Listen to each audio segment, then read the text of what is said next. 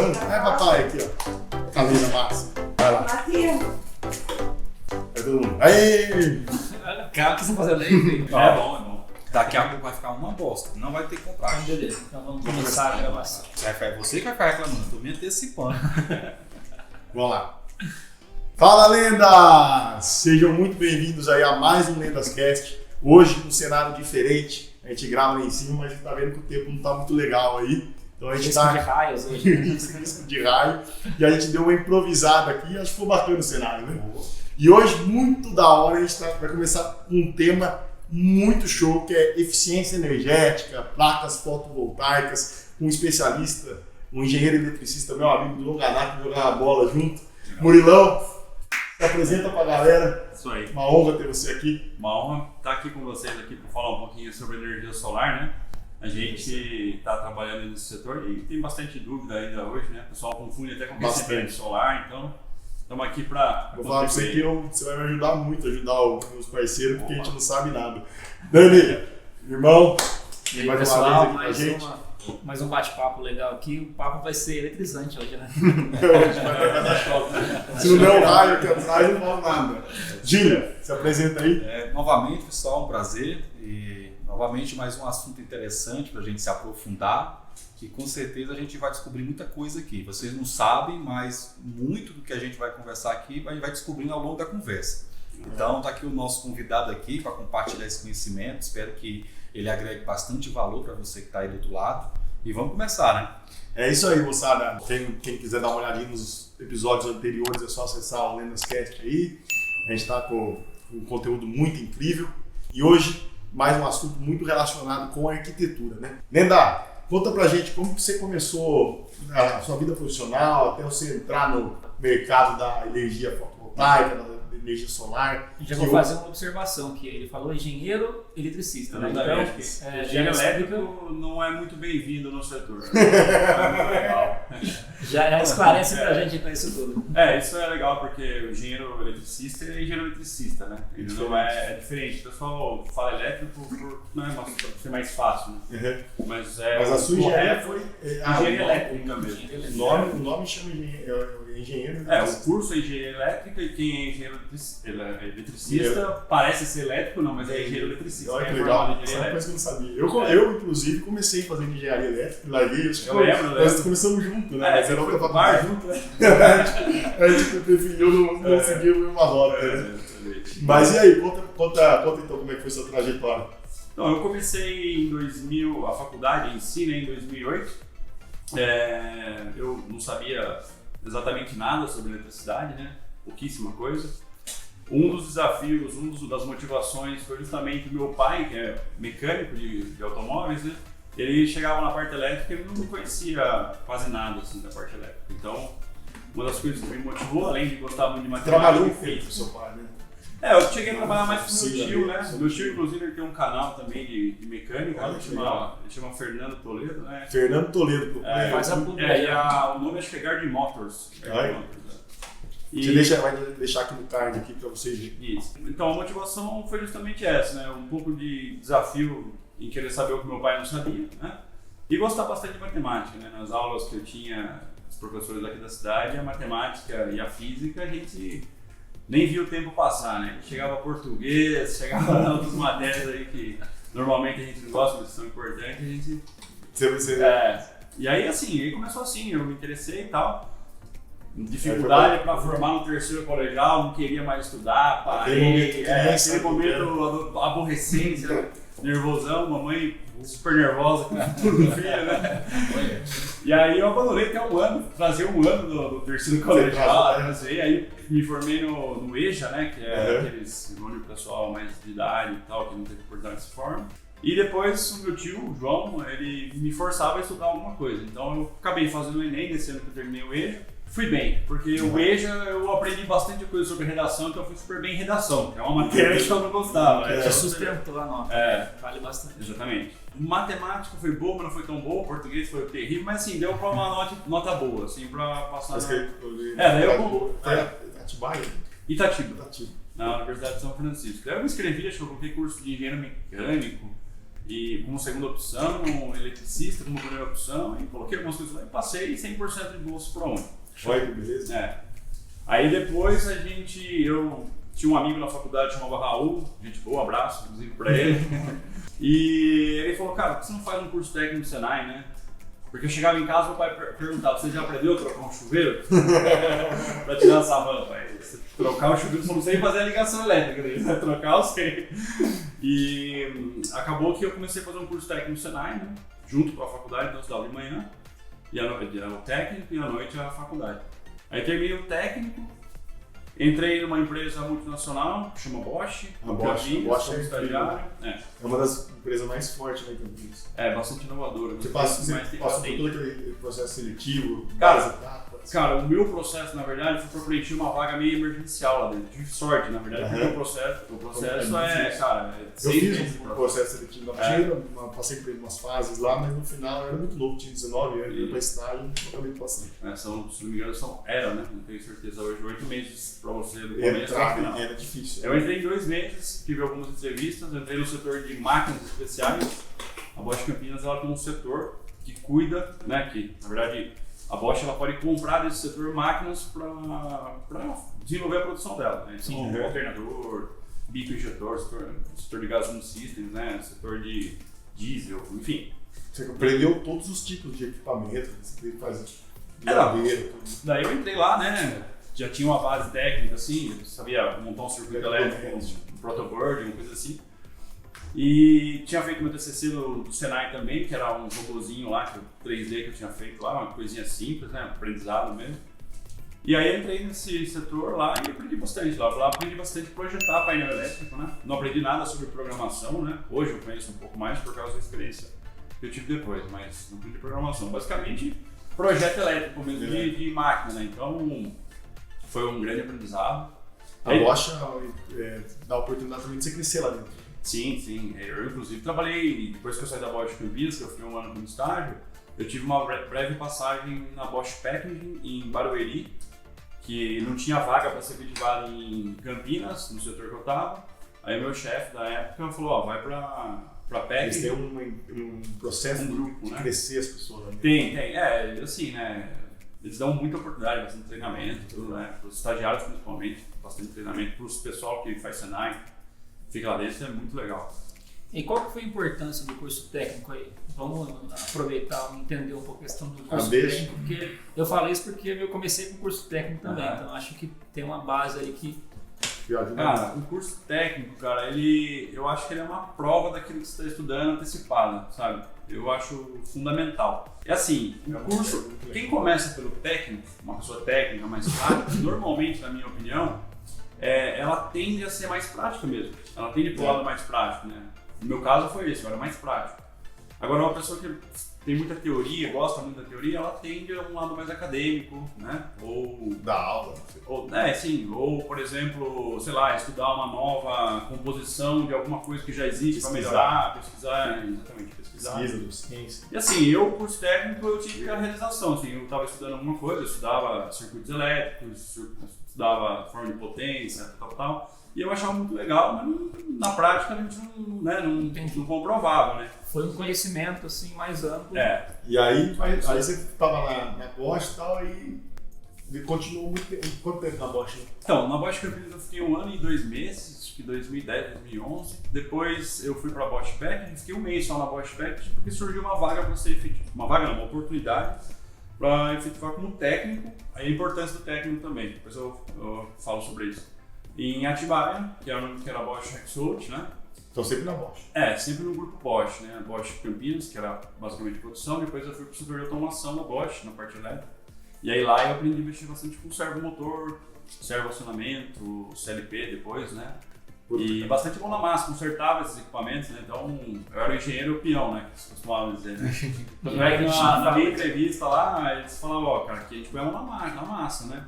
Eu falei, cara, que eu gosto. Eu fui bem sincero, mano, porque tinha gente, né, principalmente a molecada que não faz técnico, que não gosta, que vê que lá que você anda meio sujo de graxa, já começa o pessoal vai me ver que sujo de graxa, aí hoje pra mim já era um prazer, né? Então... Não, e aí assim, aproveitando que tá nascendo o sol ali, né? Pra aparecer o sol, Aí você entrou na energia solar. Não. Depois da Bosch. Isso, depois da Bosch. Não, daí você ficou um tempo lá ainda. Na Bosch eu fiquei por 9 anos na Bosch. Aprendeu tudo.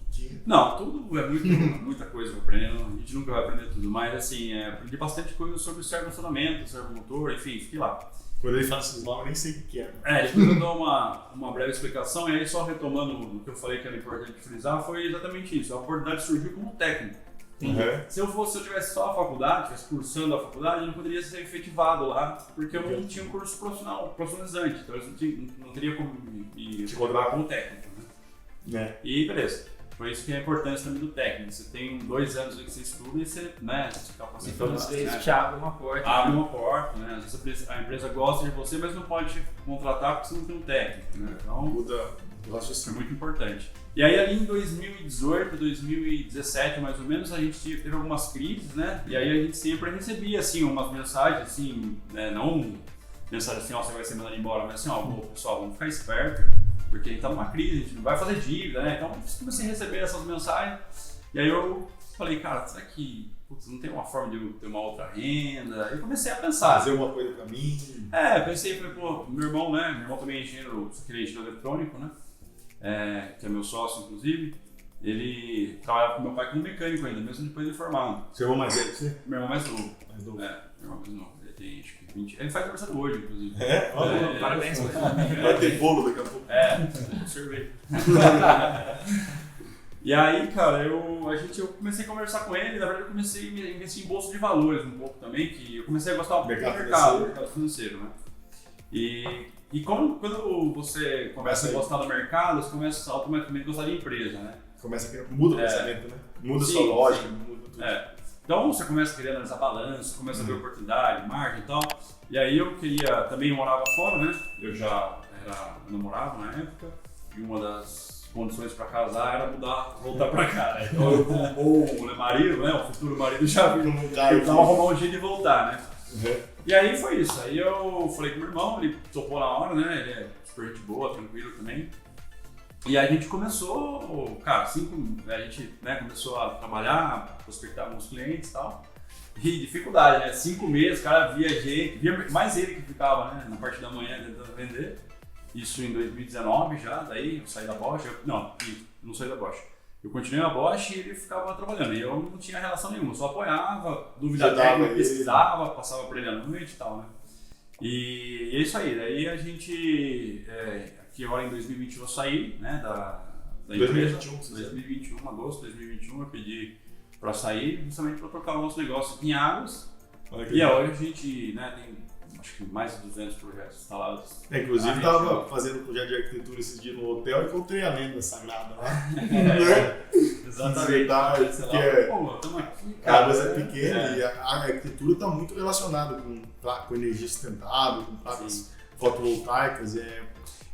Pegando essa deixa da arquitetura um pouco, você está vendo isso crescer nas construções, a utilização do pessoal indo atrás da placa, tentando abater um pouco de energia? Como você está vendo isso? Cresceu? Sim. Hoje, por exemplo, acho que até você mesmo pode até responder essa pergunta. Quando alguém quer construir, já toca nesse assunto. Tem eu poderia me entrevistar, você me chamar. Não, sim, mas por exemplo assim, tem muita procura na arquitetura, então eu penso assim, a pessoa que vai fazer uma casa hoje, ela pode se preocupar já com o posicionamento ideal das placas. No princípio, né? No princípio. Então, hoje, para a tecnologia que a gente tem, é o melhor posicionamento do norte. E é ideal, só um parênteses, é ideal já antes de começar o projeto, o cara já tem intenção e já falar com você, por exemplo, na hora que está fazendo o projeto no começo? Ou pode vir depois? Não, pode vir depois. Por exemplo, hoje a gente tem aí milhões já de projetos instalados no Brasil inteiro. Então são casas que já existiam, né? Mas hoje, se eu fosse construir, eu me preocuparia assim em colocar um espaço, pensar em árvore, em sol, em posição de sol, tudo para eu usar, na verdade, menos placas para gerar mais energia, né? Então ficar mais barato, né? Então é muito importante a pessoa ter essa... Se puder. E aí, assim, que momento começar? Cara, o melhor momento de começar é na hora que começar a passar os conduítes, e aí sim você pode dar algumas dicas para deixar embutido, mas é zero, assim, tipo, se eu chegar aqui eu consigo fazer algo externo, então é zero, assim.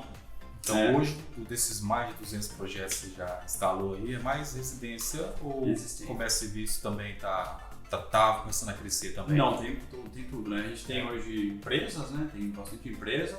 A maioria é residencial, sim. Projetos aí que geram em torno de 400, 300 kWh mês, que é mais ou menos um custo. Vocês trabalham no B2B, B2C, toda hora. Normal, exatamente. B2C mais, né? B2C mais. E B2B também, mas assim, só é uma razão social. Ele não é um cliente ticket médio, esses 400 aí em média. Né? Exatamente. Mais ou menos nessa faixa. A gente tem projetos que geram 400 kWh dia. Que é um dos maiores projetos que a gente tem, que é em Serra Negra, né? Entendi. São 189 ou 179 painéis. Vou fazer uma pergunta bem de leigo agora. Eu vou mostrar como que eu sou leigo. A gente passa na cidade e vê uns trem em cima da casa lá. Falei trem aqui porque... É uma divisa comigo. Daí o que é? Assim, a gente confunde muito a questão do que é um aquecedor do que é um painel fotovoltaico. Então, explica pra gente um pouco o que é um, o que é outro. Sim.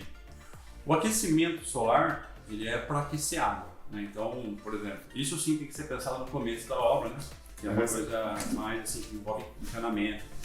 Então existe o aquecimento, que é onde você aproveita a luz do sol para aquecer a água, e essa água ela vai abastecer a sua casa, e quando não tem sol, ele tem ali um boiler, né? Então isso é o aquecimento solar.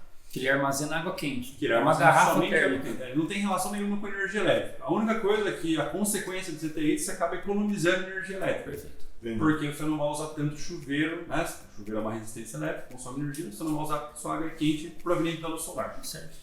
Já a energia fotovoltaica são placas que são, né, para leigos semelhantes, mas elas têm princípios totalmente diferentes. Elas geram energia elétrica mesmo. Então você tem uma produção de energia contínua, que a gente fala que é equivalente à energia de bateria, e essa energia é transformada em metal na rede. Então são dois sistemas que, embora o nome seja parecido e possa confundir, são dois sistemas totalmente diferentes. Dá para ter os dois? Dá para ter os dois. Tanto é que normalmente quem tem o aquecimento solar não gasta tanta energia. Por exemplo, uma casa, normalmente 400 kW por mês, ele não tem aquecimento. Ou se ele tem bastante ar-condicionado, enfim. Agora, uma dúvida assim, que bastante cliente meu já perguntou e a gente nunca sabe como orientar.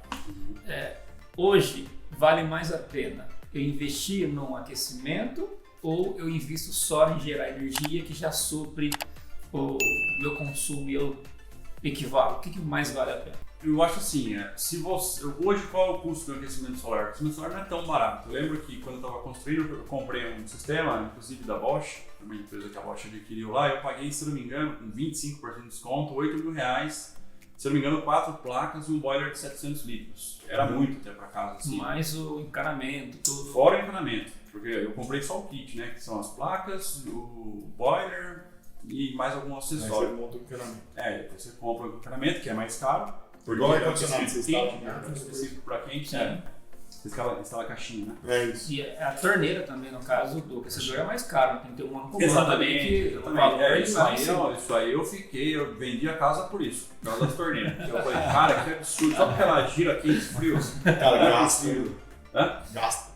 Eu É. tenho aqui a gás, então toda vez que eu ligo quente roda lá. Sim. Então vem a ponta de gás muito caro. Então assim, o que eu oriento? Na verdade, assim, em relação à economia e a retorno, eu acredito que a energia fotovoltaica seja mais interessante porque um kit hoje para gerar 400 kW mês, ele está girando ali hoje com o dólar, com o câmbio, enfim, com o cenário atual, né? Não sei daqui quanto tempo vão ver esse vídeo, em 15 a 17 mil reais mais ou menos, né? 400 kW. O kit vem?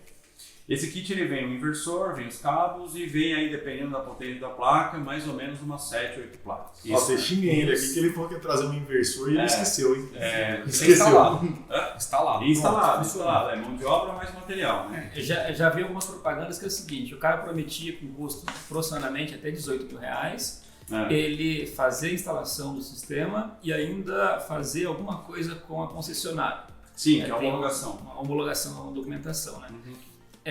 Eu fiz uma conta bem rápida na época lá e falei, gente, o pagamento disso é em quantos anos mais ou menos?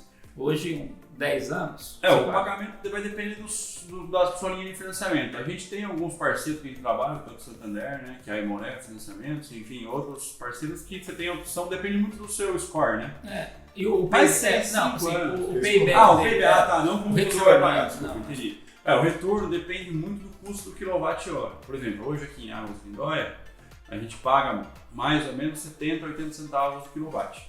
Em Monte Sião a gente paga 1,9, 1,10. Então quanto mais caro for o quilowatt, mais rápido você paga. Exatamente, né? Retorno simples, que a gente fala. E aí, por exemplo, você vai bater a conta, ela chega a zerar ou isso não existe? Não, a zerar não. A zerar energia não. Por quê? Toda casa, todo cliente cativo, que a gente chama, que a gente que nós somos aqui, eles são obrigados a ficar conectados na rede de distribuição da concessionária. Todo mundo que é conectado na rede de distribuição é obrigado a pagar um mínimo, assim como você paga em água também. Se você consumir ou não consumir 15 mil litros, você paga pagar os 15 mil litros lá, né? Então a gente paga esse mínimo também. Então não importa, se gerar muita energia, você vai sempre registrar o mínimo. Mas o sistema, ele tem bateria? Não. Sem bateria. Então, tem dois sistemas. E de noite, então, se não tivesse ligado na rede, não teria energia. Exatamente. Portanto, a gente tem duas vertentes, né? O on-grid e o off-grid. O on-grid é aquele que injeta a energia que está sendo produzida, dependendo do sol, no padrão da concessionária. Eles medem separadamente a energia injetada e a energia consumida. No final do mês, né, no fechamento daquele medidor, daquela conta, ele faz um menos o outro. Sobrou, beleza, não sobrou, paga a diferença. Perfeito. Funciona. Mas se fosse ter a bateria, o custo também seria... Sim, com certeza. Dobro. Bateria, um carro elétrico é caro por conta da bateria. Nossa, que eu vou falar também. Mas tem sistemas que o cara, por exemplo, eu estou numa roça, num lugar totalmente desconectado do mundo, eu consigo ter um sistema que ele é autônomo e funciona de dia e de noite? Sim, consegue. Aí é o sistema chamado off-grid, né? Entendi. Aí você tem um banco de baterias que, fazendo uma analogia, seria semelhante a uma caixa d'água. Só a caixa d'água, quanto maior, mais autonomia para ficar sem encher ela você tem. Então a bateria é exatamente a mesma coisa, né? Carrega de dia e usa à noite, né? Exatamente. Ele carrega durante o dia, só que assim, ele tem uma autonomia para dia. Você pensa na bateria como um conjunto para ter autonomia de uma semana. Eu quero autonomia de uma semana. Custa X. Eu quero autonomia de um mês. Custa 3, 4X, né? 4X. Uma variação. Porque daí você está aumentando a sua caixa d'água. Pensa que ela vai ficar mais cara. Mas o usual, então, é a pessoa estar conectada na rede, né? Então ela está naquele sistema. Hoje 99,9% do sistema, não diria com essa precisão, mas a maioria com certeza disparado aí é on-grid. 200 que vocês fez, nenhuma tinha bateria. Não, eu já tive a oportunidade de vender. O problema do off-grid é justamente a falta de energia, né? Então hoje a gente é uma empresa que a gente chama de asset light, né? Você gostou, né? Não, a gente é uma empresa pequenininha, né? Então a gente tem 4 funcionários ali e eu quero vender qualidade. Então você imagina que amanhã depois eu vendo para você lá, melhor ainda, vendo aqui na cidade e falo, não, você não precisa ser perfeito. Eu vou conectar a bateria para você lá. Aí vendo para você, vendo para ele, vendo para o Samuel. Acaba a energia dos 3 na virada do ano novo. Deixa eu ligar pro Murilo. O Murilo vai estar. O Murilo vai ter subido já, né? Ou ele vai ter que ir lá e a mulher dele vai ficar brava com ele. Ele vai ter que decidir. Ou acaba o casamento ou acaba o casamento ou acaba a empresa. Então, por exemplo, a CPF. Mas vocês dão manutenção, né? Então, quando você fala pro pessoal um pouco disso, porque às vezes o pessoal vai ter que ligar pra você, não. Além de você estar lá, você dá manutenção. Sim. Só continuando ali, a CPFL, hoje, que é a concessionária que fornece energia pra gente, que distribui energia, ela tem 3 turnos, 7 dias por semana. Então, é muito bonita a energia off-grid, mas ela tem esse problema, né? Se a pessoa, tudo bem, ficar sem energia e aceita, ótimo, é um bom negócio. É um plus. Exatamente. Agora, ou um lugar remoto, né? Que a pessoa não está todo dia. Então... Mas é possível, pela legislação, a pessoa funcionar de forma autônoma? É possível.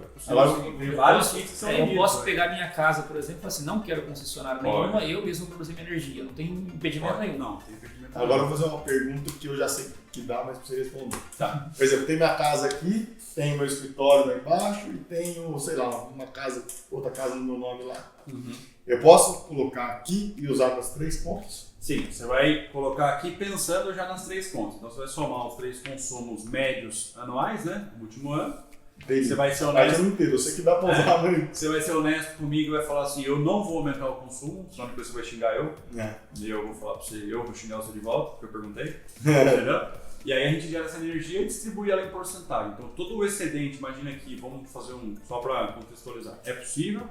E, por exemplo, eu gero 400, consumo 100 aqui, consumo 100 ali, 100 ali, 100 ali. Então eu vou abater esses 100, vai sobrar 300, 33,3% vai para essa casa, os outros 33%. Inclusive eu posso até vender?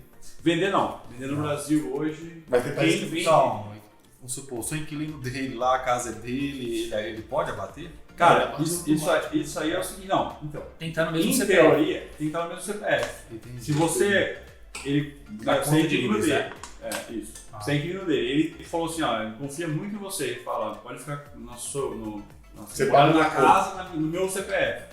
E ele quiser mandar energia pra você, pode. Entendi. Só que em teoria é proibido uma pessoa física cobrar energia de outra pessoa física, porque teria que emitir uma nota fiscal, coisa que não é possível, então é isso. certo. Quem pode fazer isso é Então, um concessionário local, né? Então, justifica um pouco a taxa da rede, né? Exato. Ele monta como se fosse uma usina, tá usando um imóvel dele, mas ele Tá pode usando a sofrer distribuição. onde ele tiver a mesma companhia. A mesma, exatamente, isso é uma observação importante dentro da mesma concessão, né? Então eu queria trazer também um pouco, contextualizar tudo isso que nós conversamos, porque a gente falou muito da forma de contribuição, como você ganha dinheiro com isso, do retorno, né? E a gente quer tentar trazer isso para um pouquinho para a arquitetura. A gente tem edifícios que possuem pele, né? Existe alguma coisa relacionada, porque o pessoal está muito acostumado em ver aquela placa quadradinha, né? Sim. Existe algum outro tipo de placa, uma placa que pode ser artística? Você já viu alguma coisa desse sentido? Sim, eu participei agora da energia, da feira que teve de energia solar em São Paulo e tinha lá um importador, né, que a maioria é importador, com uma placa que eles chamam de placa flexível, né? Essa placa você pode colar ela sobre qualquer telhado, enfim, isso é o que eles prometem, né? E aí eu perguntei para eles sobre a certificação do Inmetro, porque toda concessionária exige produto certificado pelo Inmetro, e ele ainda não tinha passado, mas a ideia é justamente essa. Hoje, aquele quadro que você vê, né, retângulo fixo, pesado, instalado sobre o telhado, ele é justamente para ser resistente contra ventos, etc, etc. Mas nada impede de você colocar uma placa, por exemplo, no lugar da argamassa. Entendi. Só que assim, né, a gente olha para uma placa fotovoltaica e fala, gera energia. Então, sim, gera energia, mas posição, radiação, são várias variáveis que são muito importantes, né, para ter um sistema eficiente. Então, por exemplo, assim, o sistema hoje, as placas, né, os painéis fotovoltaicos estão girando em eficiência, hoje, mercado, tá? De 21%. Depois eu explico como chega nesse cálculo, é mais teórico. Mas isso significa que daquela quantidade de luz que entra, rebate nela, no máximo, estourando no máximo, 21,3% transforma em energia. Isso aí você teste em laboratório. Deixa como funciona a placa também. Então, Sim. É bom que você já explica isso. Sim, eu explico já. Então, só terminando de responder. Então, uma condição laboratorial, com sol, na forma mais quase impossível de se encontrar, perfeição, ela produz até 21,3%, que ela ocupa uma área, né, de um prédio, assim, é muito bonito, mas a eficiência não é tão boa, né? Então, por isso que os engenheiros normalmente brigam um pouquinho com os arquitetos. São coisas que não, é uma ideia. Às vezes não dá certo, né? Às vezes o arquiteto quer usar uma coisa que não exatamente. Às vezes tem que pensar numa nova tecnologia e tudo mais. Por exemplo, não é que não dá certo, só que assim, aquela quantidade de placa, se tivesse posicionado numa posição perfeita, ela geraria 100%. Da forma que está, gera 6%. O preço das placas é o mesmo para você pôr. Então você vai estar praticamente jogando fora, né? São vários fatores. Tem placa, eu já vi também uma hipótese de placa dentro do vidro. Já viu alguma coisa? Todas as placas são dentro do vidro. Mas eu digo assim, vidro mesmo, fachada do prédio, eu posso ter uma pele de vidro que... Transparente? Não sei se seria transparente, né? Mas assim, tem que ser o mais transparente possível para a luz. A luz não pode ter nenhuma influência, nenhum desvio, nada. Então hoje o painel fotovoltaico que a gente encontra nas casas aí, ele tem um painel que é feito de silício, né? Assim, feito de silício. Ele, com a presença da luz, ele oscila, né? Isso produz uma energia contínua. Essa energia vai para o inversor, que transfere, sincroniza com a rede e injeta energia. Ele já está no vidro, então nada impediria, lógico, teria que só se aprofundar em relação a que vidro colocar, né? A que vidro utilizar, mas não tem nada que impeça a placa de funcionar por causa do vidro, né? Entendi. São células lá dentro? São células, são um arranjo de células, né? São semicondutores que, com a presença de luz, ele tem uma camada que a gente chama de PNP, né? Então ele oscila. Isso produz uma energia, né? Na verdade, não é produz uma energia. A energia não se produz nunca, a energia se transforma, né? Então a energia do sol, ela bate, né, nessa célula e isso é transformado com uma perda, tudo tem perda, né? Para energia contínua, que é um tipo de energia encontrada em baterias de carro, em bateria de controle. E essa energia vai para um inversor, né, que tem dois tipos de inversores, tem o microinversor e o inversor que a gente chama de inversor de parede, né? Essa energia vai contínua, ele pega, cria um barramento, transforma isso, sincroniza com a sua rede elétrica, então concessionário CPFL hoje é 220 bifásico, tem lugar que é 220 monofásico, tem lugar que é, enfim, várias. Normalmente são essas duas. Ele cria a compatibilidade. É isso. Ele produz a tensão certa para poder ligar na rede. Isso, exatamente. Ele transforma aquilo que é possível naquilo que é possível do outro lado. Então, fotovoltaico, né, energia solar, em energia alternada. E aí o inversor é responsável. Também tem uma perda de conversão nele, tem uma perda no cabo, tem uma perda nas painéis. Eu acho isso fantástico, porque eu vou fazer duas perguntas bem rápidas. A primeira, mais ou menos quando começou as placas fotovoltaicas no mundo? Você tem uma ideia disso? Cara, isso aí eu teria que confirmar, mas assim, é 1970, 1960. É novo, né? Imagino que evoluiu de lá pra cá, né? Sim, exatamente. E a segunda pergunta é uma coisa muito louca, porque eu fiquei pensando, você falando da absorção do sol, o sol entrando e tudo mais, e vocês vão até achar o louco, como é que a cabeça vai viajando. E é o seguinte, eu fiz um vídeo no canal, né, que eu falei um pouco sobre os desafios da arquitetura para explorar o planeta vermelho que é Marte. E eu adoro o espaço, quem me conhece sabe que eu adoro ficar pesquisando. E dos grandes problemas é que lá vai ter que ser energia solar. Não tem, ou vento e tal, mas a prioridade deles é isso, e lá eles têm as tempestades de areia e tudo mais. Então eu queria saber, por exemplo, a placa tem que estar 100% alguma coisa tampando ela para funcionar, certo? Como que seria uma ideia? Você já pensou alguma coisa para fazer isso funcionar lá? Então, existem pesquisas, eu estava até vendo aí, esses dias apareceu no Google, lá naquelas páginas iniciais, há uns cientistas que estão aí com alguns painéis que geram energia à noite. Mas assim, não é que gera energia à noite, só vai gerar energia se tiver luz. Então a luz lunar, por exemplo, é um tipo de luz com uma intensidade menor, né? Eu acredito que no futuro, assim como baterias, assim como, enfim, tudo, né, tende a ser aprimorado. A gente estava lá em 1970, 60, com 3% de eficiência no painel fotovoltaico. Hoje, não sei, né? Na verdade estou chutando, mas muito acho menos que isso. E hoje estamos em 21, então eu entendo que ao longo do tempo, aquele pouquinho de luz com uma eficiência maior vai ser possível, sim. Não sabemos, né? Quando você vê você começa a ficar. Você pira nos negócios desses. Os caras vão absorver luz, cheio de poeira do planeta. Eu lembro de uma calculadorazinha, né? Moleque. Ali era uma plaquinha, né? Sim, já tinha uma célula. Já estava sendo introduzida. Na hora que eu tampava a luz ali, não funcionava a calculadora. Só para uma coisa, não sei se você já conheceu, né, aquela placa lá que inclusive o Elon Musk está por trás, a SolarCity, não sei, que é uma telha mesmo, de fato. Sim. A telha, na verdade, ela tem uma célula fotovoltaica implementada nela. Hoje no Brasil a gente tem já uma empresa que, se não me engano, chama Tegla, que é de Atibaia, acho que vocês conhecem a telha Tegla, né? Inclusive na feira da energia solar tinha essas telhas disponíveis lá, só que mais uma vez, ciência baixa, né? Por uma casa que está começando, o cara tem... mas... Sim, está começando a casa. Opa, legal, vou gastar 300 kW.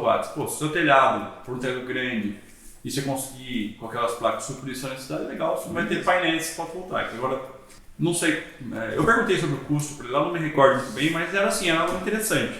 Mas eu sabia que ficava mais caro do que colocar uma convencional. Até mesmo pelo volume, né? Hoje vende-se muito painel fotovoltaico, né? As telhas vendem-se, mas não tanto. É a tecnologia mais avançada que se tem hoje. Acredito que avança a tecnologia e de repente qualquer material vai ter essa capacidade, né, de transformar a energia solar em outra coisa. Pode ser que consiga. Eu lembro que ainda influenciado, ainda usando placa, pensando em placa, usando o que a gente sabe por aí. Acho que a gente projetou um projeto em Campinas, né, no Taquaral, se chamava Casa da Sustentabilidade. Que legal. E a cobertura, né, a peça que fazia a cobertura, ela era inclinada exatamente para ter uma máxima eficiência. Sim. Então, que assim, tem muita essa questão também, né? O que é uma casa que tinha que ser 100% sustentável. A placa ela é produzida de forma 100% sustentável? Não é, né? Não é. Então não existe nada 100% sustentável. Mas difícil. Ela tem a condição de inverter em algum momento. Isso. Sim. Ela vai... Tudo, cara, o fato da gente existir, a gente gera lixo. Sim. Então, assim, a gente pode gerar menos lixo, que é o caso dos painéis fotovoltaicos. Por exemplo, hoje no Brasil, né, acho que se não me engano, 60% da capacidade elétrica de produção de energia, né, ela vem de hidrelétrica. Isso, em relação ao mundo, já é uma baita de um avanço, porque O que a gente troca de lixo? Nada, a gente troca de energia mecânica. O que a gente faz de ruim? A gente alaga margens, né? Mata peixe. É ambiental. Então esse é o problema ambiental, né? Das energias renováveis, a hidrelétrica é muito boa, eu considero ela uma opção muito boa, porque além dela ter uma eficiência muito boa, ela usa gravidade basicamente para gerar energia, você consegue controlar o fluxo de água, permitindo você controlar, por exemplo, quanta energia você vai liberar para o Brasil inteiro, né? Então, por exemplo, assim, hoje o Brasil ele tem várias usinas e existe um órgão principal que coordena a liberação de energia de cada usina. Então eles se conversam.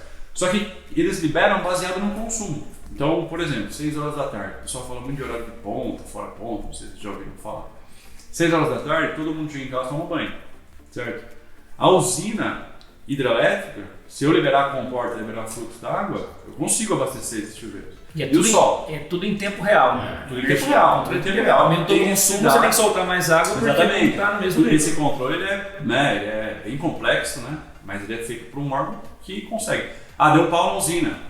Desliga ela, libera a energia de outra. Então, libera a vazão de outro lugar. Isso a gente chama de energia que tem disponibilidade. Então, é uma energia disponível. Eu preciso, eu tenho. Sol, eu preciso, eu tenho? Não. Vento, eu preciso, eu tenho? Não. Então você for ver, direto é melhor que tem. Não é que é melhor que tem. Ela é uma necessidade. Tem essa vantagem. Planejamento. Essa é uma bela vantagem, na verdade. Né? O Brasil já está na frente de todo mundo. O Brasil é a maior potência de geração elétrica. Por exemplo, o Brasil hoje, né, a gente tem elétricas e tal, mas o Brasil tem algum grande campo de placa fotovoltaica, sei lá, que gera muita energia? Muitos já, é uma vertente de negócio, isso, né? O pessoal costuma... A gente contratou um cara para fazer umas filmagens para nós, e uma das filmagens que a gente tinha feito era num campo de placa fotovoltaica no meio de um café, mas assim, não era um negócio quilometral, existe isso? Existe.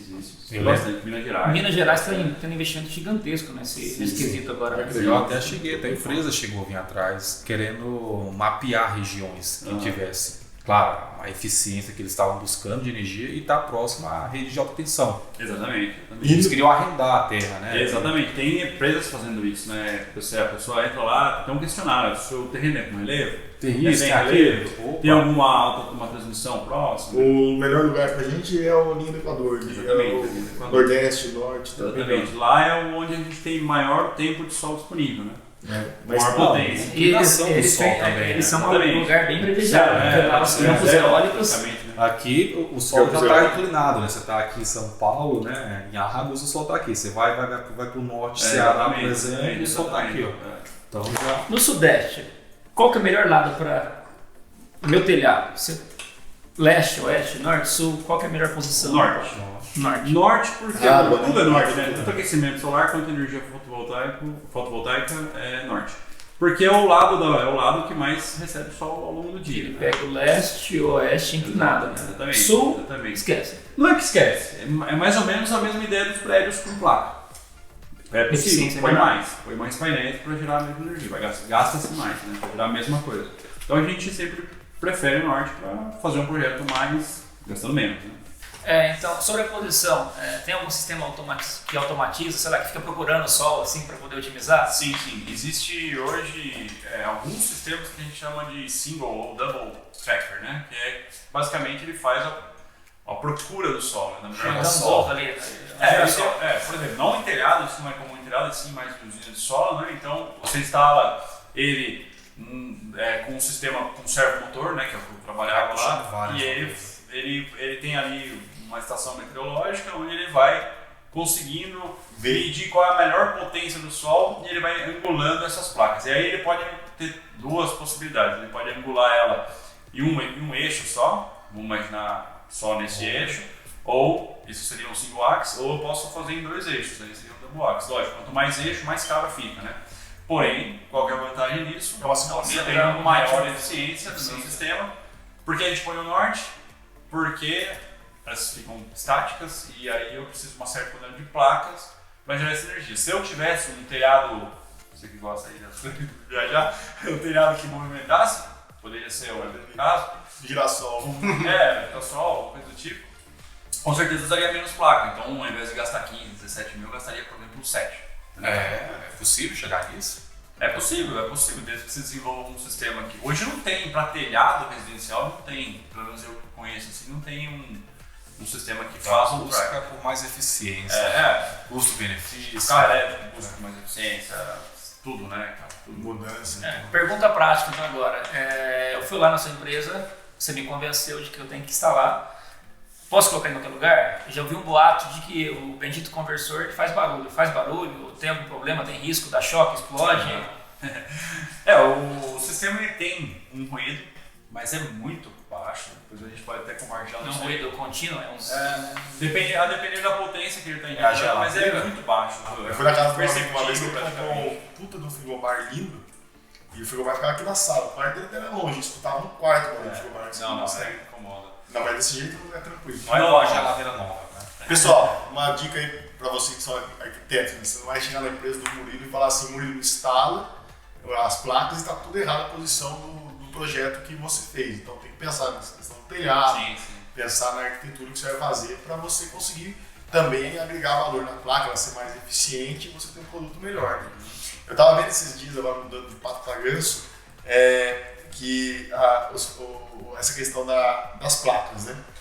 E a gente estava, como isso é o futuro vou ver se eu consigo contextualizar essa ideia, futuro da humanidade, da gente como espécie, porque a gente tem as energias renováveis, a gente tem que preservar o planeta e tudo mais, né? E aí eu estava vendo um canal que chama Ciências Todo Dia. Já viu? Legal, o cara é inteligente pra caramba, ele fala muitas questões de energia, placa fotovoltaica, e ele disse que a gente, por conta da questão do energético, né, a gente não está com isso muito bem definido, entre outros fatores, mas esse era um deles. A gente é uma geração, acho que tipo 0 ou tipo 1, lembra agora? Que é de civilização. Ele estava falando, viajando na maionese lá, contando essa questão de civilização. E ele estava falando que a primeira civilização, a gente é nível 0, vai até o nível 4. E ele falou que uma civilização de nível 4 é uma civilização que pega a sua estrela principal, o planeta, e consegue absorver em volta dela toda a energia que ela produz, porque o Sol produz energia e está perdendo energia. Sim. Então ele fez um desenho brincando com um monte de placa fotovoltaica em volta dessa energia. Então, pensando assim no futuro, daqui 30, 40, 50 anos, o que você imagina que vai para esse mercado? O que você imagina que vai crescer? Como que vai ser isso aí? Vai ser tudo isso aí? Não vai existir mais casa sem isso? Vai ter lei para isso? O que você imagina? Sim, então bom. Como eu viajei. O painel fotovoltaico, eu acho que o que você falou aí, o cara apresentou, na verdade é a busca da melhor eficiência, né? Quando a gente fala em eficiência, é porque a gente tem perda, né? Então, se eu tenho um painel ali que gera 400, ele com certeza poderia gerar muito mais numa condição ideal. Mas a gente não tem tecnologia para isso. Então, o que ele busca, na verdade, é 100% eficiência, o que hoje não existe nenhum sistema mecânico, né? 100% eficiente. Ele sempre tem perda mecânica, térmica, enfim, várias coisas. Mas eu acredito, né, que com certeza as novas construções vão ter sistema fotovoltaico, bem provável que a maioria das pessoas vão ter. Uma pela economia, outra por se tornar sustentável, né, por ter um impacto menor no mundo, né? A gente não está no Brasil, a gente está no mundo. Então quando a gente olha, por exemplo, no nível global em relação à energia, o mundo produz muito lixo nuclear. Qual que é a referência de país que está no fotovoltaico? Hoje o Brasil se tornou um dos lugares mais explorados. Falou energia limpa, falou Brasil. Estamos bem na fita quando é isso. Exatamente. Estava bem no Brasil, né? Isso sim, isso é uma coisa. Lógico, infelizmente, muitos vêm procurar a gente pensando na economia. Tudo bem, isso é uma vertente do negócio, mas o impacto ambiental também é uma coisa que a gente tenta deixar sempre claro na hora de passar o orçamento para os nossos clientes, né? Acaba unindo útil ao agradável. Exatamente. Depois que acho que todo mundo tem que começar a adotar. E aí, respondendo a sua pergunta, o mundo com placa em volta, né? Eu não acho que seja possível, porque, mais uma vez, energia é disponível, o sol não é disponível. Então, se você pensar que no Brasil, quando está à noite, o Brasil inteiro está à noite, eu não acredito que essa quantidade de placas sejam suficientes à noite para gerar uma energia, sei lá, estou viajando aqui também, no futuro que supra tranquilamente o Brasil esse consumo. Então vai ter que ter hidrelétrica. Por quê? O que acontece na prática? Durante o dia a gente tem um alívio das comportas, certo? Porque a gente está produzindo energia fotovoltaica, estou falando isso aí daqui a 30 anos, tá? Um alívio desse estoque de água que está lá, e à noite a gente tem o consumo dele, né? Então, por exemplo, crise hídrica, né? Como a gente reserva, a gente vai ter um fluxo menor passando de água, né? Consequentemente, a geração de energia proveniente de água vai ser menor, vou ter um potencial de acumular água maior, né? Energia nuclear, isso aí. Energia nuclear é lixo, né, cara? Eles não sei que não tem onde armazenar, os caras guardam em tambor, né? E carvão, queima, joga CO2 na atmosfera, a água tem mais ozônio. Então, se a gente tem a forma limpa de produzir energia, tem que usar isso. Combustão também, né? A combustão você está jogando CO2. Tá. Complementando, a gente estava falando disso. E o horário de verão, o que vem a agregar nessa... Boa pergunta. Na verdade, o horário de verão... Eu gostava do horário de verão. O horário de verão, na Acho verdade... que é decisão energética, não sei. Não, o horário de verão, na verdade, não está extinto, né? O horário de verão está extinto, né? Parece que vai voltar, não sei. Não tô sabendo, mas para o sistema em si, ele não quer saber que horas são, ele quer saber se tem sol, né? Então, basicamente isso, na verdade. Então, assim, tem sol e produz. Se é às 7 da manhã, se é meia-noite. O horário de verão ele está controlando o horário do pico, né? O horário que as pessoas chegam em casa. Exatamente. Todo mundo chega, você acende todas as luzes e ainda tem o chuveiro, né? Agora você chega, é só o chuveiro. Você diminui a produção de hidrelétrica, daí o cara põe menos comporta, sei lá. Fazendo assim. Quem dorme às 10 vai gastar 1 hora menos de energia, mas quem acorda às 5 vai gastar 1 hora a mais. Então, não sei se tem que ver os estudos por trás disso. A ideia não sei se, eu não sei se efetivamente deve ter um estudo sobre isso, se o horário de verão faz com que economize energia. Eu acredito que sim, senão não teria, né? E nem estaria custando voltar. Então, assim, de vez em quando eu gosto de dar uma viajada, né? Gosta de pesquisar, vai lá, rabisca, tenta encontrar a melhor solução, que seria, né? Aquela casa sustentável, né? E acredito, aí você pode até ajudar a gente, o pessoal aqui também, não é somente o aproveitamento da luz, transformar a luz solar em energia elétrica, mas aproveitar ao máximo, né? Todo o desenho da casa sendo desenhada para ter o melhor aproveitamento da iluminação natural, para você não precisar ligar a luz, e também conseguir reaproveitar, né? Transformar essa energia solar por meio de placas, né? E você conseguir ligar isso à noite. Captação de água também, né? Água também, privada, né?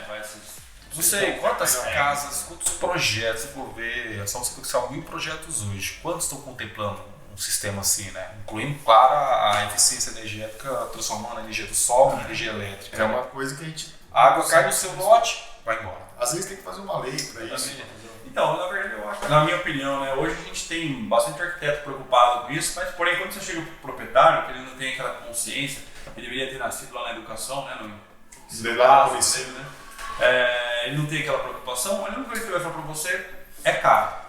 Só que ele não quer saber do resultado, né? Estão mudando, por exemplo, quando chegou a placa, há meu tempo lá, um negócio muito inacessível, né? De custo. Hoje tem financiamento. Não, hoje tá. O financiamento dessa parcela é parecido com o que você paga de energia elétrica, só que é uma energia renovável. Exato. Agora eu queria falar uma coisa, estamos falando de arquitetura, eu queria falar uma coisa que se relaciona com a arquitetura, porque a arquitetura é tudo, eu acho que tudo está. A arquitetura é muito importante. E esse dia a gente estava trocando uma ideia também que a gente está fazendo um projeto da Praça de Mar aqui, né, que tem a cobertura e tudo mais. E aí você ligou a questão do carro elétrico também com tudo. Se a gente poderia deixar um dispositivo, alguma coisa lá. E conta isso aí um pouco pra nós aí, que eu não sei nada, e eu falei assim, me dá até um modelo pra mim ver como é que é. Já vou embutir essa pergunta numa outra pergunta que eu acho que vai casar. Não, a gente vai falar sobre carro elétrico e sobre tomada na rua, os postos de tomada.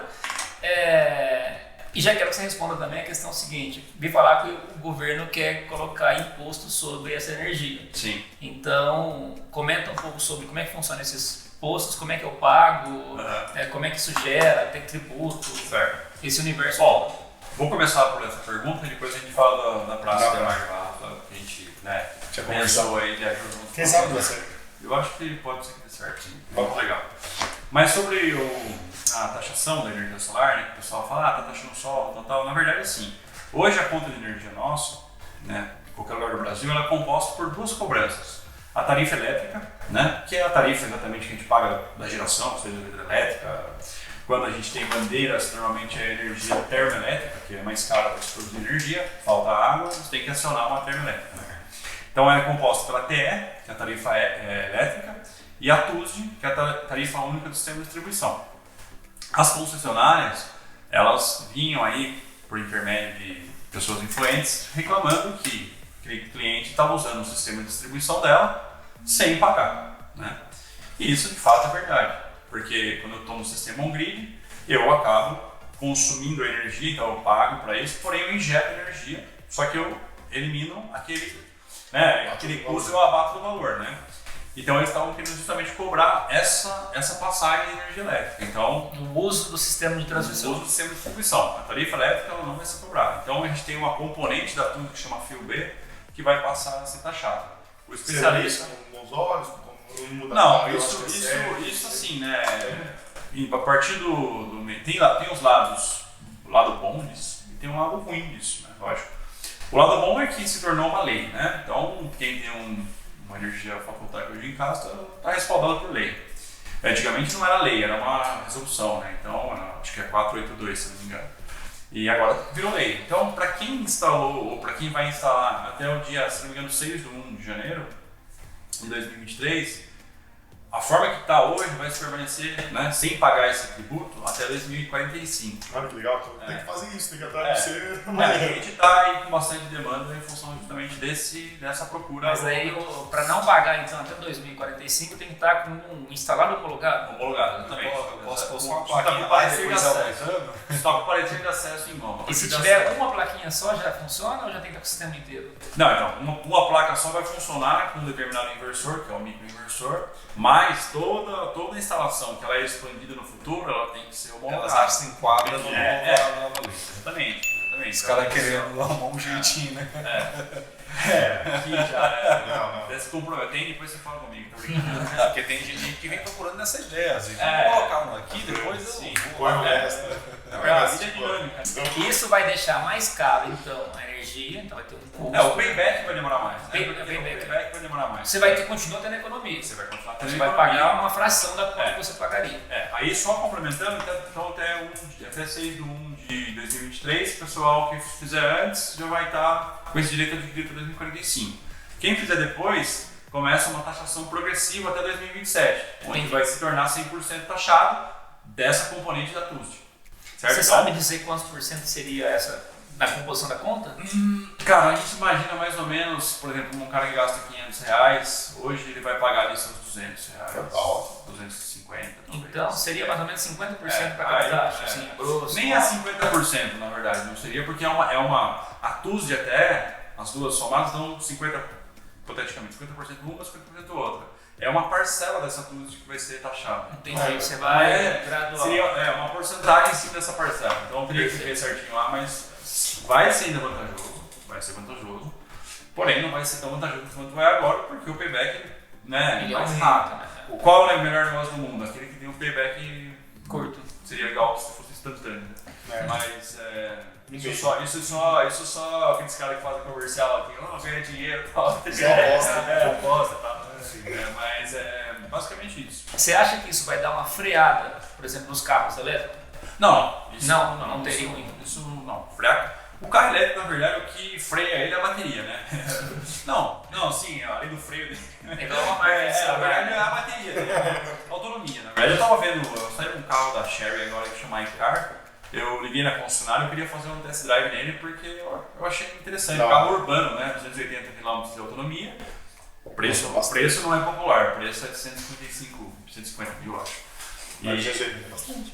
Então, não é. Se você quiser descer para Ubatuba, por exemplo, que está acostumado, você vai ter que parar no Se for um Uber, por exemplo, 280 não. Mas tem um carro híbrido, né?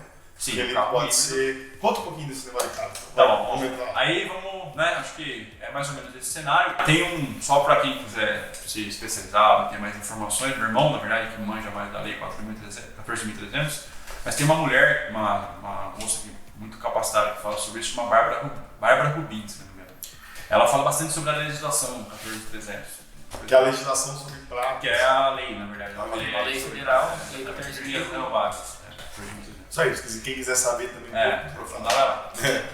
Então, sobre o carro elétrico, carro híbrido, né? Na verdade o carro elétrico ele é 100% elétrico. Ele tem ao invés de um motor a combustão, ele tem um motor, aqueles motores que eu estava acostumado a trabalhar, servomotores ou motor de superindução, que são conectados no câmbio do carro, e o carro pode ser manual, pode ser automático, independente. E a gente precisa de um inversor, semelhante ao inversor de energia fotovoltaica, semelhante ao que eu trabalhava, que é o servo-acionamento, que precisa fazer a gestão desse motor. Hoje quem faz a gestão do câmbio é um motor a combustão. Então você acelera lá e ele vai acelerar. Você soltou a embreagem, ele vai tracionar, vai dar tração, né? E vai... O mecanismo é o mesmo. Então, se eu quero acelerar um carro a gasolina, eu piso lá, ele vai mandar mais gasolina. Então, ele manda mais energia e aumenta a rotação. Exatamente. Ele vai entregar mais torque. O motor elétrico é a mesma coisa. Então, o carro elétrico ele é totalmente elétrico. Ele tem um motor elétrico acoplado, um sistema para fazer essa conversão de energia que vem proveniente de bateria. E essas baterias seria semelhante a uma caixa d'água. Quanto maior a quantidade de bateria, maior a sua autonomia, né? E a maior eficiência do sistema também conta, para você não aumentar o tamanho da bateria. Já o carro híbrido, ele tem um motor a combustão ainda, porém no meio das correias, o motor a combustão, quando ele explode, né, o motor 400 explode, ele provoca uma força e gira outros componentes, como bomba d'água, ar-condicionado, enfim, tudo isso aí. Ele transforma energia mecânica, e da energia mecânica ele movimenta um monte de manivela. Outras polias que uma ajuda a segurar o volante, outra resfria, a outra, enfim. E o carro híbrido, no meio dessas polias, ele tem um motor elétrico também, que ele auxilia o motor a combustão. Por isso você gasta menos gasolina, né? Exatamente. Na verdade, assim, um motor a combustão hoje... Isso é muito importante. Então o híbrido, a origem dele é a combustão e o próprio sistema gera energia. O híbrido, na verdade, tem um banco também de baterias menor, né? E ele auxilia o motor a combustão. Então, tem o motor a combustão, se acabar zerar essa bateria, o motor a combustão trabalha. Se eu estiver na cidade andando, né, o sistema híbrido tiver bateria, energia proveniente, ele vai, em paralelo, né? O motor a combustão ele vai ajudar, ele vai tirar a força, ou seja, não vou precisar jogar tanta gasolina no sistema para poder girar o motor, porque eu vou estar usando a força também no motor elétrico. O carro híbrido, na cidade, ele é mais econômico. É mais econômico. Porque vai parando, ele vai ter... Além disso, o motor elétrico, um dos problemas, entre aspas, do motor elétrico é que ele tem uma rotação limitada, né? Então, hoje o carro, por exemplo, a combustão, ele pode chegar até 7.000 giros. Caramba. O motor elétrico chega até 3.000. Então, quando eu estou na estrada, indo para Campinas, por exemplo, eu estou a 4.000 giros, o motor elétrico está desligado, porque ele não atinge essa velocidade. Então, na verdade, ele trabalharia como uma carga para o motor a combustão e gastaria mais energia. Então, eles desligam, né? O sistema embarcado do carro desliga e esse motor fica a combustão. Por isso que ele é menos econômico em estrada e gasta mais combustível porque não está funcionando. Exatamente. E na cidade, o motor elétrico ajuda mais porque a rotação é menor, né? Basicamente. Então, o carro de passeio na cidade compensa. Compensa tudo, né? Eu adoro. Se você for para... Mas o ideal é você ter um híbrido hoje. Porque o carro híbrido não precisa de carregar. Exatamente. Tem porta-tomada? Exatamente. O carro híbrido, na verdade, ele carrega sozinho. Ele tem algumas tecnologias. O próprio motor a combustão pode girar um motor, ele pode ser um carregador da bateria, né? Todo motor pode ser um gerador. Carrega para a bateria do carro. Todo motor pode ser um gerador, assim, dependendo da construção física dele, né? Então, por exemplo, você pegar um gerador e girar ele vai gerar energia nos seus fios. Se você alimentar ele, falando isso aí grosso modo, tá? Ele vai converter energia, né? Assim como um transformador que você põe na tomada, compra o transformador 127, 120 lá, se ligar invertido, ele vai mudar. Fica viajando, né? Imaginei o carro da frente, que está tracionado, está no motor, e o de trás livre, que na verdade está ligado num gerador, e esse gerador está produzindo energia, que está jogando na roda no motor da frente. Assim, na cabeça parece ser tão simples, né? Mas... E essa questão, ele falou da praça, né? Como que é essa ideia da gente colocar um ponto lá para atender os carros? O que seria isso? Então, basicamente hoje, um dos problemas que eu enxergo no carro elétrico, nesse carrinho que eu estava interessado aí, é justamente eu quiser ir para algum lugar que não tenha estação de carregamento rápido. Porque você pode carregar o seu carro hoje numa tomada convencional. O problema é que a tomada convencional demora-se muito para carregar. Né? Então, se você acabar ou estiver próximo do fim e for conectar o seu carro na tomada, vai demorar um certo tempo, 30 horas, 40 horas para carregar 100%. É do carregadorzinho do celular menorzinho. Exatamente. Isso, basicamente, fazendo uma analogia, é como se fosse um cano d'água, né? Quanto maior a seção do cano de água, maior o volume de água a passar, a energia elétrica mesmo. Se eu quiser, por exemplo, no meu projeto de arquitetura, pensar numa garagem para carro elétrico, tem que ter uma tomada especial ou não? Já posso prever uma tomada que tem mais energia, aplicação? Aí depende do que você quer oferecer para o seu cliente. Por exemplo, bem provável, eu mesmo, a gente está trabalhando numa casa de container que estou desenvolvendo lá, minha esposa, e eu já deixei preparado o circuito para amanhã depois eu conectar um wallbox, né, um carregador de parede. Que ele nada mais é do que como se fosse um cano maior, e aí você precisa ter uns cabos mais grossos, né, para poder suprir esse carro e poder carregar o carro, basicamente. É isso que eu tinha falado para o Samuel, né? na Praça de Marne Matos, está passando por uma reforma.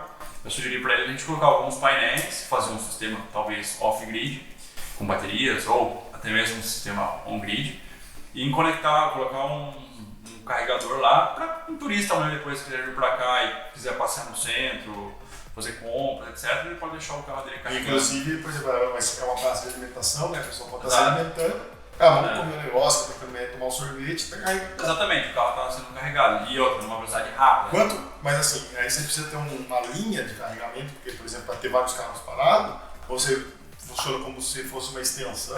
Você tem um equipamento por carro hoje, normalmente, né? Então, por exemplo, você poderia inicialmente começar com um carregador e ver quanto ele vai ser usado no mês. Vai chegar uma hora que vai precisar de mais, né? E aí pode usar até a iniciativa privada mesmo para tentar buscar recursos para fazer, tá? É um negócio interessante. E é uma coisa que eu não vejo assim, não vi, né? Pelo menos em cidade turística. Assim. Como é que é cobrar? Poços de Caldas tem, eles colocaram um negócio bem bacana lá, inclusive arquitetura bacana. E como é que é cobrado? Eu chego lá e carrego e como é que eu pago isso? Então, existem hoje... Pode ser público? Pode ser público, desde que o sistema alguém pague a conta de energia, né?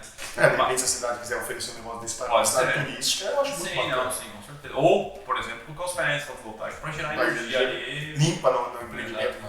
Então hoje tem alguns fabricantes de carregadores, uns oferecem para casa, então na sua casa você não vai querer comprar de você mesmo. Então eles não têm o sistema de cobrança, mas tem se não me engano, a VEG tem um totem assim que você consegue passar o cartão de crédito, do quanto consumiu. No Grau tem, eu passei no Grau que tem um pontinho que tem um sisteminha. Tem, acho que em Guaratinguetá também tem um posto. Na verdade hoje quem tem carro elétrico tem um aplicativo lá que mostra os pontos de carregamento, né? Mas, cara, isso é uma coisa assim que não dá pra... é inevitável. Se a gente não fizer antes, alguém vai reclamar que não tem. O que eu queria falar antes da pergunta do Dani é o seguinte, você está vendo como que, você que está em casa, está vendo como que a arquitetura está relacionada com tudo, principalmente com essa questão energética. Então, você vai fazer projeto de uma casa, você vai ter que pensar nessas questões de placa voltaica, você vai projetar a garagem da casa, você vai ter que pensar no equipamento para... Agora você vai fazer um projeto urbano. Você vai ter que pensar isso. E isso está sendo introduzido agora, tem carro elétrico que já está vindo com tudo, mas no futuro, isso aí está na cara do gol já. A gente vai ter que começar a pensar nisso, como que a gente vai desenvolver isso. Isso vai, a tecnologia para esse sistema vai se aperfeiçoar ainda mais. Né? Sim, sempre. Né? A tecnologia é um mercado muito, eu digo até ingrato, né? Que você não compra um celular aí por ano, pela versão melhor. Sim, né? Então é isso, cara, isso não tem como esconder. O carro mudou a cidade, né? A grande influência que o carro tem sobre o desenho da cidade, agora o carro está mudando, né? E as casas vão começar a se adaptar para um novo carro, um carro elétrico, né? Então vai começar a ficar cada vez mais integrado as outras áreas, como por exemplo a eficiência energética, não só para a questão da iluminar a casa, né? Mas carregar você vai ter outras cargas. Você chega, dorme. Cada vez você tem carga mais elétrica, tem os caras que tem o patinete eletrônico, as motos eletrônicas, motos elétricas. Tem, cara, o nosso consumo cada vez mais elétrico. Quanto mais bateria a gente tem em casa, mais a gente precisa consumir, né? O que é legal é que é um assunto que é bonito. É bonito, é gostoso. Pode ser fechar. Pra gente fechar então. Quando você está naquela negociação vendendo o sistema pro cara, qual que é o último argumento que você usa pro cara implantar uma placa? Como é que é assim? Qual que é a principal vantagem? Qual que é a principal vantagem? Aquela que ganha todas, né? Olha, normalmente o cliente já vem, já está na cabeça, já está convencido. Normalmente sim.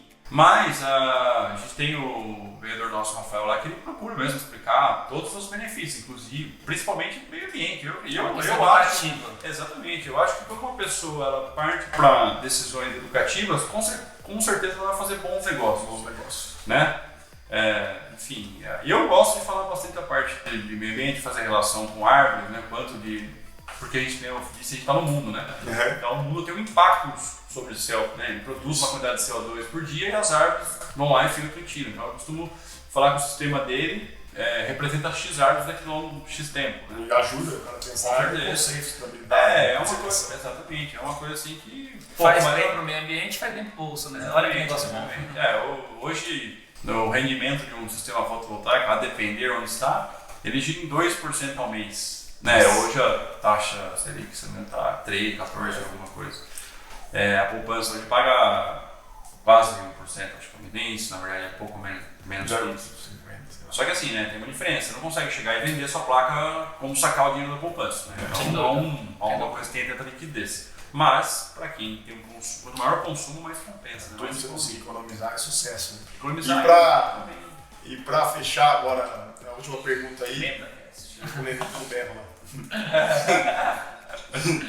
E para fechar a nossa última pergunta aí, queria que você passasse uma mensagem pro pessoal que o nosso público é mais de arquitetura, e isso não está muito relacionado com a arquitetura, até porque eles vão projetar. Então, passar uma mensagem para eles para fechar o podcast e fala da sua empresa, fala como te contactar, aonde que o pessoal te acha, o e-mail que eles podem entrar aí. Tá. Bom, pessoal, eu posso falar assim em relação a o que pensar, né? A gente tem que sempre tentar ser o mais eficiente possível, né? Então, qualquer preocupação na hora de construir uma casa, seja ela com geração de energia ou seja ela com sistema de captação de água, ela tem que ser planejada. O planejamento acho que nunca é demais, né?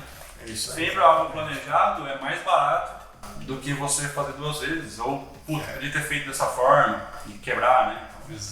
O que eu acho muito interessante é planejar, né? A gente trabalha na empresa Energy Garden, né? Minha empresa do meu irmão. A gente pode também responder dúvidas por e-mail, né? O Instagram depois a gente compartilha com o pessoal aí, porque não é o meu setor é mais projetos, então...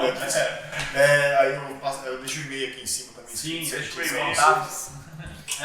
Porque se quiser perguntar alguma coisa, tiver alguma dúvida, né, principalmente posição de telhado, angulação de telhado, que é importante, dependendo da região do Brasil, né? Aqui, por exemplo, é 22 graus por causa da latitude, lá para o sul é um pouco mais, para o norte um pouco menos. Então, a gente pode ajudar e se a gente não souber, a gente pesquisa junto, discute junto, que é bem legal. Né? É isso aí, planejar é tudo e ter bons profissionais, arquitetos para fazer isso tudo de vocês, contratar pessoas capacitadas para cuidar da parte de energia e a arquitetura está relacionada com todas as profissões, tudo se relaciona. Então pensem nisso, contratem pessoas competentes que vão te ajudar a projetar uma casa eficiente com eficiência energética. Eficiência. Eficiência é a palavra. Eficiência é a palavra. Se desse, ficava até amanhã falando. Acabou a cerveja, né? Verdade. Não bebo nem cerveja. Irmão, queria agradecer. Obrigado. Agradece o pessoal aí. Obrigado, pessoal. Foi um prazer aí compartilhar com vocês. Valeu. Tchau, pessoal. Ó, Murilo Toledo, excelente. Dani, Gílio. Isso aí. Valeu. Valeu, Lendas. Até o nosso próximo Lendas Cast.